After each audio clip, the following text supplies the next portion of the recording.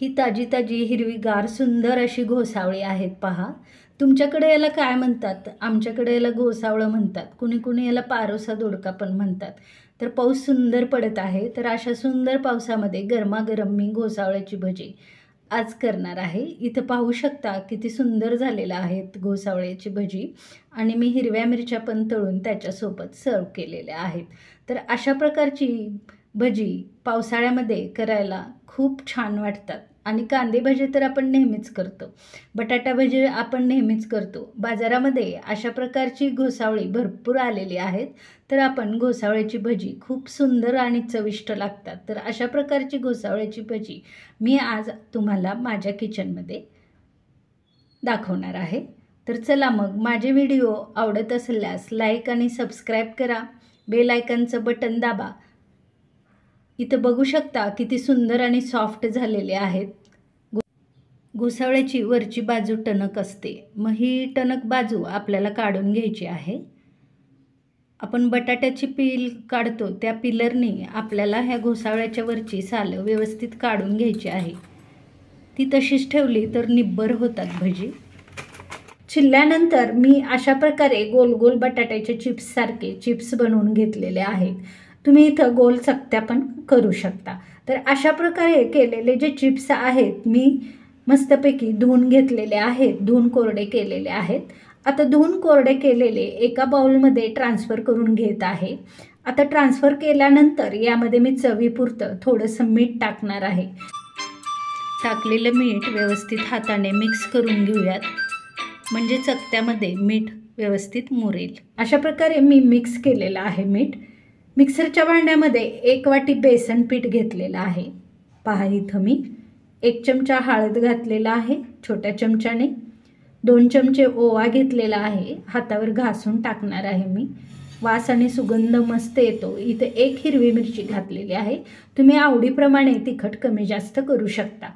कोथिंबीर थोडीशी, मीठ, तुम्हाला आवडत असेल तर धणे जिरे अद्रक लसूण पण वापरू शकता। तर इथं मी एकसारखी पेस्ट मिक्सरमधून काढून घेतलेली आहे। आता ही पेस्ट मी बाउलमध्ये ट्रान्सफर करून त्यामध्ये थोडीशी कोथिंबीर अगदी बारीक चिरून घेतलेली आहे ती घालत आहे। आता आपल्याला पिठाची कन्सिस्टन्सी इथं बघू शकता किती सुंदर झालेली आहे। अशा प्रकारचं पीठ झाल्यानंतरच भजी व्यवस्थित फुगतात। आपण जे स्लाइस केलेले आहेत किंवा चिप्स केलेले आहेत, तर ते सगळे चिप्स आपल्याला यामध्ये घालून घ्यायचे आहेत।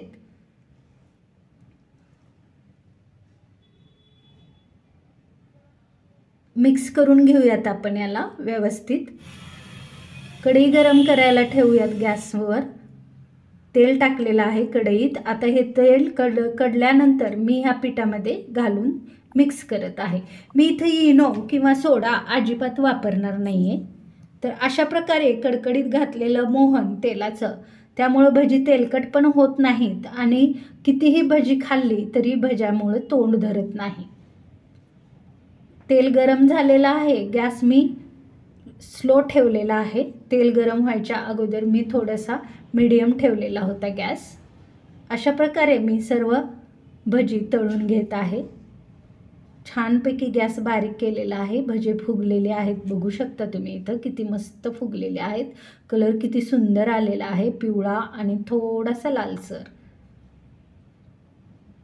आपल्याला मंद आचेवर ही सर्व भजी तळून घ्यायची आहेत। घोसावळं हिरवा असल्यामुळं इथं बघू शकता हिरवा, पिवळा आणि लाल अशा प्रकारचा आपल्या भज्यांना कलर आलेला आहे। खमंग खुसखुशीत आणि बघू शकता वरून पण अगदी कुरकुरीत दिसतायत भजी। आपण एका प्लेटमध्ये काढून घेऊयात। तळलेली आहेत सुंदरशी। सुटलंय ना पाणी तोंडाला।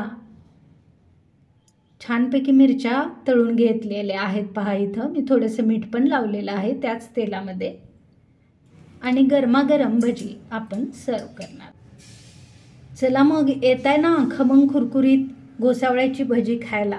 Thank you for watching my channel मोक्षदाच किचन।